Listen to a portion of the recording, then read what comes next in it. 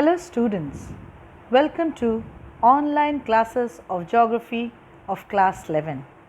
This is my fourth class of your chapter number 2, that is structure and physiography.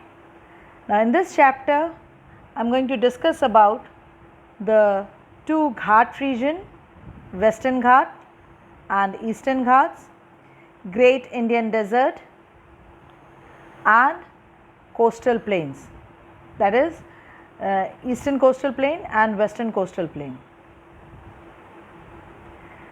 Now in this map, now when you are going to get this PPT also, you will get this blank map. So you can just do a practice of yourself that which areas we are having the Ghat region, which area we are having the Indian desert and the coastal plain. Now I am just pointing it out with this part. This is the Indian desert region, this is the narrow, this edge is the coastal plain, and the Ghat region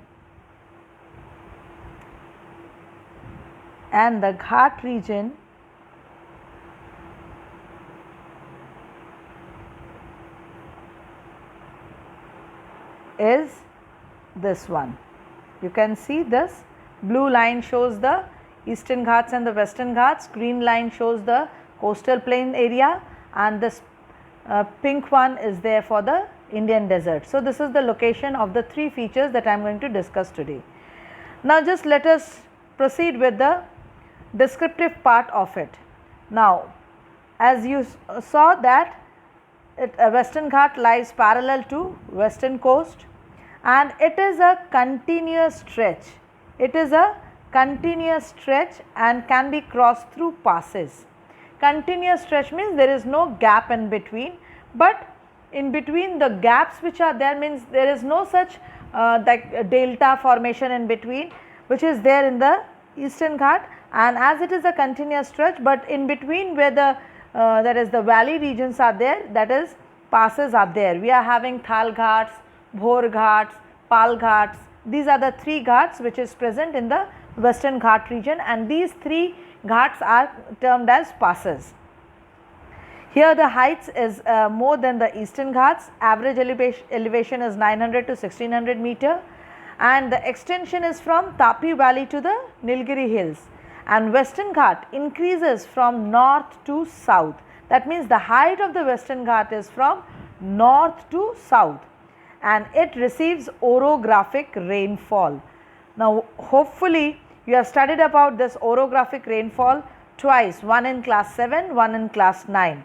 Now when I am going to proceed with the formation of the Indian desert, at that time slide I will just with the help of a diagram I will explain this part, orographic rainfall.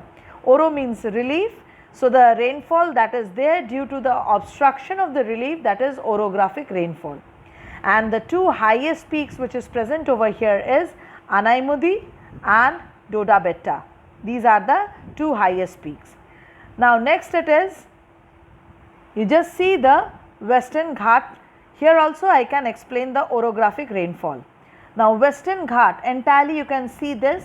This is the northern Western Ghat, this is the northern Western Ghat, this is the central Western Ghat, and this is the southern Western Ghat, and in between we are having the Nilgiri zone, which is the extension part of this.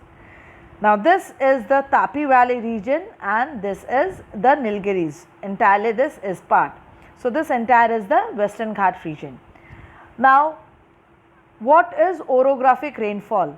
Here I am writing this is Arabian Sea. This is Arabian, this part is Arabian Sea. Hopefully you can see this is Arabian Sea. Now I am just showing it with this. When the moisture laden winds are moving from the Arabian Sea, they are being blocked by this Ghat region. They are being blocked by this Ghat region. and you saw that height of this Ghat region is 900 meter to 1600 meter. So when it is being blocked by it, what is the resultant? The winds get obstruction and they create the precipitation in this part. So due to the obstruction of a relief, when the moisture laden winds creates rainfall, that is termed as orographic rainfall. That is termed as orographic rainfall. So hopefully what is orographic rainfall is clear to everybody, that when the moisture laden winds is being obstructed by the elevated portion of any of the area, maybe a mountain, maybe a relief. So it creates a part of the it creates a precipitation. Now the part which receives the precipitation is termed as windward, and the one which does not receive the rainfall, that is termed as leeward side. So the western part of the Western Ghat is termed as windward, and the eastern part of the Western Ghat is the leeward side, or it is also named as rain shadow area. Rain shadow area or zone. So hopefully what is orographic rainfall is clear to everybody. Now next, Eastern Ghat. Eastern Ghat lies parallel to eastern coast. Now discontinuous stretch is there for the Eastern Ghat. Now why it is so? Now it is due to Western Ghats are higher. So rivers drain from Western Ghat and towards east they make the deltas. So this is the reason the Eastern Ghats are being dissected by the rivers that they are draining out and originating from the Western Ghat. So thus wise it is discontinuous. Average elevation is 600 meter.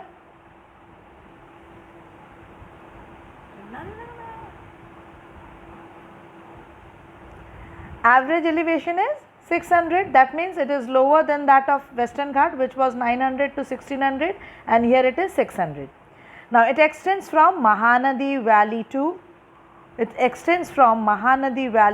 Nilgiri valleys. Now it receives cyclonic rainfall from northeast monsoon. I am going to explain it when I am going to show the map. The highest peak is Mahendragiri, Chevroy Hills and Javadi Hills. So these are the Eastern Ghats. Now just see the map of the Eastern Ghat. You can see this is the Mahanadi Valley, and this is the that is entirely that Nilgiri zone. So here we are having the entire stretch of Eastern Ghat. Now here height is 600 meters and it is dissected. Why? Because the rivers which are coming from the Western Ghats, they drain out towards the Bay of Bengal by making delta. So entirely it is dissected. Now when it is dissected, another one is that it receives that is cyclonic rainfall. Now here we are having the northeastern part. So during the winter the winds are coming from the northeastern and they are moving over the Bay of Bengal. Now when the winds which are coming from the land, these are dry winds, and when they come to the water body they become moist. So they gather moisture and they become denser and hit this part of the country, that is the Eastern Ghat region. So it creates a cyclonic order over here, and that is why it is termed as cyclonic rainfall. So Eastern Ghats receive cyclonic rainfalls. Now next, Great Indian Desert. Now Great Indian Desert, we know that Indian Desert lies western margins of Aravallis. I am going to show the map, and over there you can see the locations. Now, the two states which are the part of the Indian desert, one is Rajasthan and another one is Gujarat. Now, how is it formed? Actually, when India was getting its evolution, that means the landforms, at that time there was no desert, but due to this movement of the monsoon laden or the monsoonal winds or the moisture laden winds, that western part of our country transformed into an arid land. Western part of our country transformed into an arid land, and over there the vegetation is very less, climatic condition is quite warm, and rainfall is also very little. Sporadic means very that is less, very little, negligible. So, when moisture laden winds are unable to reach over there, why? Because it is being blocked by this Aravalli hills. So, the resultant, the erosion part was maximum over there. So, the rock structure get eroded and become a sandy structure, and as the temperature is high, sparse that is scarce vegetation is there. So, it has developed into a desert region. It has developed into a desert region. So, we term it Indian desert as a northwestern extension of peninsular plateau. Actually, it was a part of a plateau. Due to lack of rainfall, due to lack of influence of the monsoonal wind, it has transformed into desert. Now, due to Aravalli ranges, it is divided into two, leeward side and the windward side. So, which is the leeward side and which is the windward side? Now, just please pay attention that which one is the leeward side. Now, the states of Uttar Pradesh, and Madhya Pradesh is the windward side. Just keep the picture of map in your mind. Uttar Pradesh and Madhya Pradesh is the windward side, and towards Pakistan it is the leeward side. So, our Indian desert lies towards Pakistan. So, that is the leeward side of Aravalli ranges.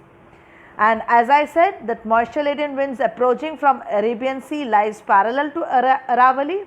Thus, there is no impact on the leeward side. Now, similarly, the moisture laden winds approaching from the Bay of Bengal also, it is being obstructed by the Aravalli ranges.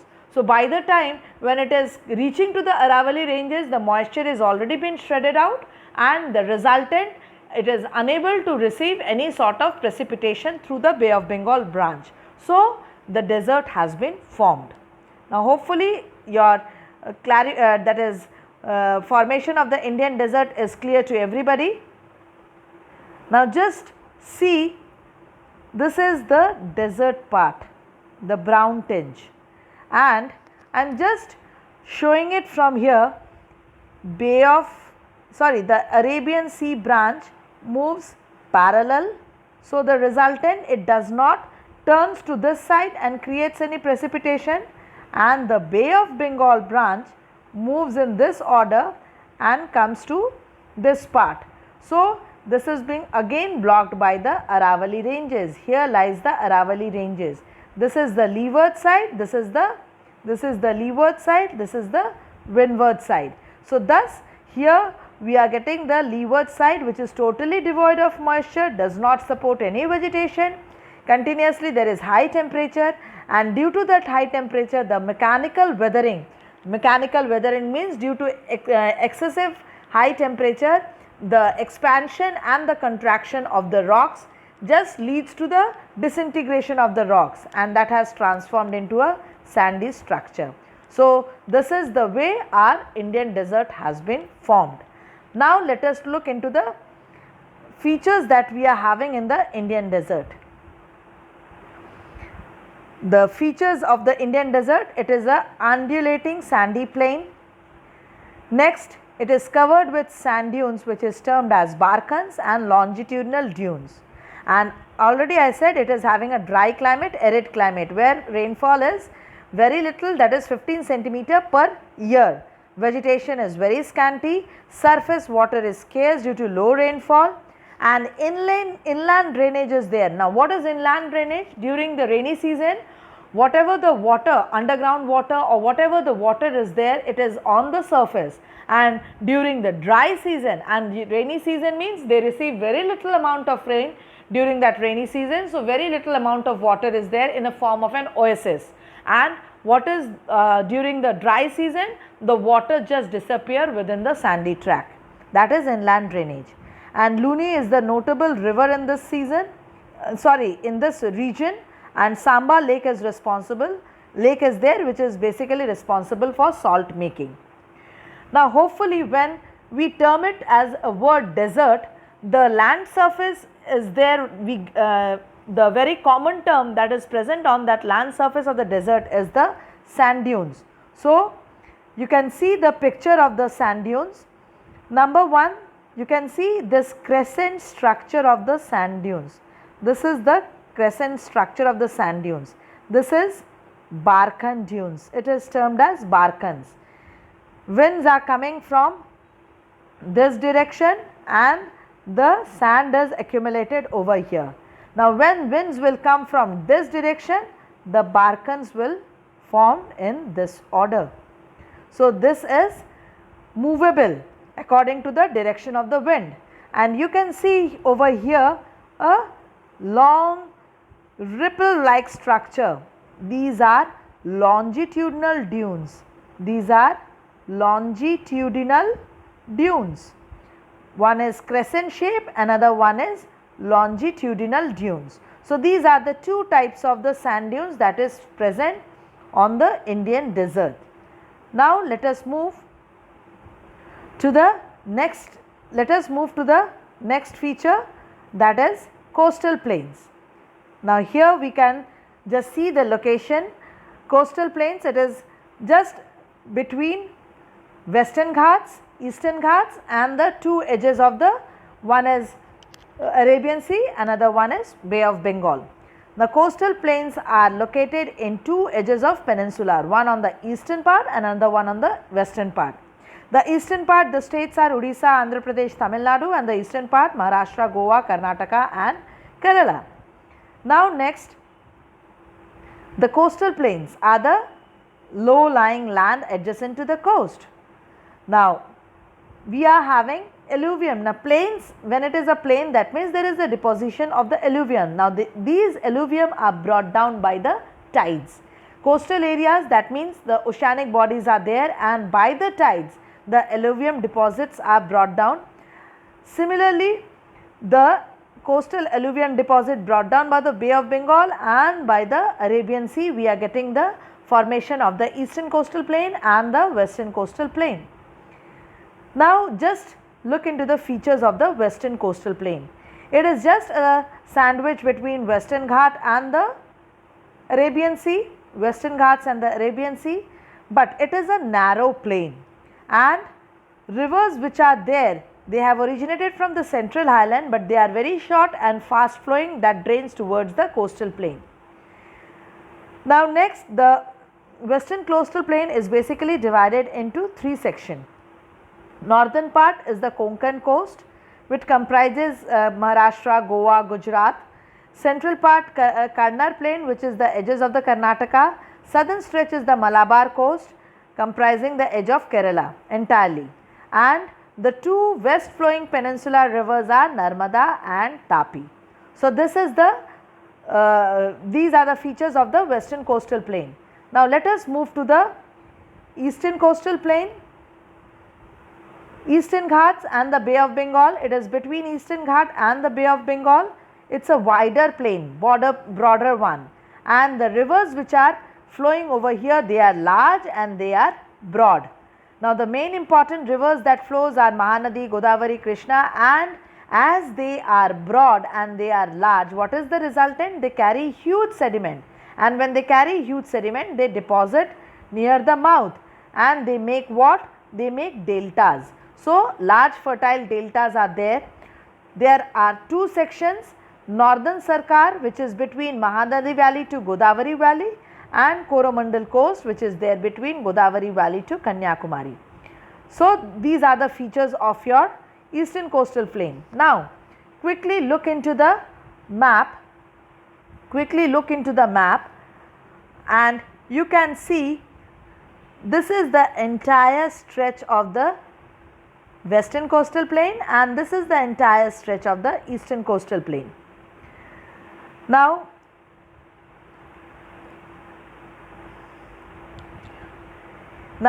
next it is, here we are having Tapi Valley and here we are having Kanyakumari, this one, and here we are having Mahanadi Valley and here Kanyakumari. Now this is narrow, this is broad, okay, and here we are having only 2 rivers draining out and that is why it is continuous stretch, and here there are many rivers that are originating and it makes the part dissected. And here you can see the picture of delta that is present in the eastern coastal plain, and here you can see the picture of estuary which is present over there in the western coastal plain. So these are the basic locations, basic creatures that is found in both the types of the coastal plain. So I have completed the topic that was there to be discussed, Western Ghat, Eastern Ghat. Then comes the formation of the Indian desert with its features and the coastal plains along with its features and divisions. Now if you are having any doubts to today's for today's class, without any hesitation just mention it in the comment section. Just mention it in the comment section if you are having any doubts.